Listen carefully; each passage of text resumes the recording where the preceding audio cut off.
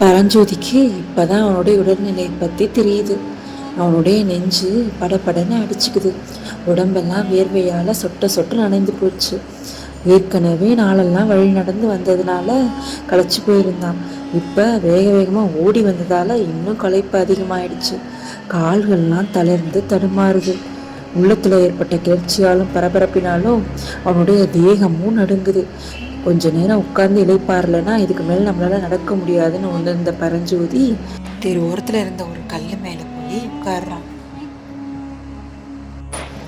வானத்தை நிமிர்ந்து பார்க்குறான்.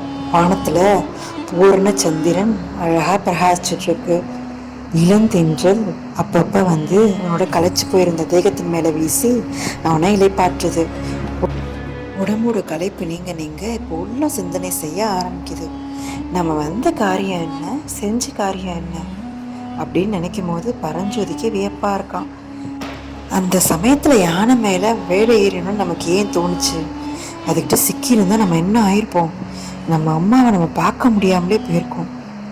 இப்படியெல்லாம் பரஞ்சோதி உட்காந்து சிந்திச்சுக்கிட்டே இருக்கான். இப்போதான் அவனுக்கு ஒரு விஷயம் ஞாபகத்துக்கே வருது. என்னன்னா, அந்த பல்லக்கில் வைத்திருந்த இளம்பெண்ணோட முகமும் அந்த பெரியவரோட முகமும் அவனோட மனக்கண் முன்னாடி தோன்றுது. ஏன்னா அவங்க ரெண்டு பேருக்கும் எந்த ஆபத்தும் வராமல் இருக்கிறதுக்காக தானே இவன் அந்த வேலையை வீசினா. அவங்க யாரா இருக்கும்? ஒருவேளை அரங்கேற்றம் தடைப்பட்டது குறித்து பேசி கொண்டிருந்தாங்களே சிவகாமி அம்மை, அது அந்த பெண்ணு தானோ? அது அவரோட தந்தையோ? அப்படின்லாம் அவன் சிந்திக்க ஆரம்பிக்கிறான்.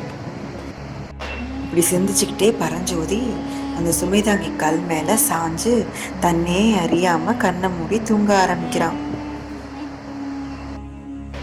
சிவகாமியின் சபதம் மீண்டும் தொடரும். இணைந்திருங்கள் என்னுடனும் கல்கீடனும். நன்றி.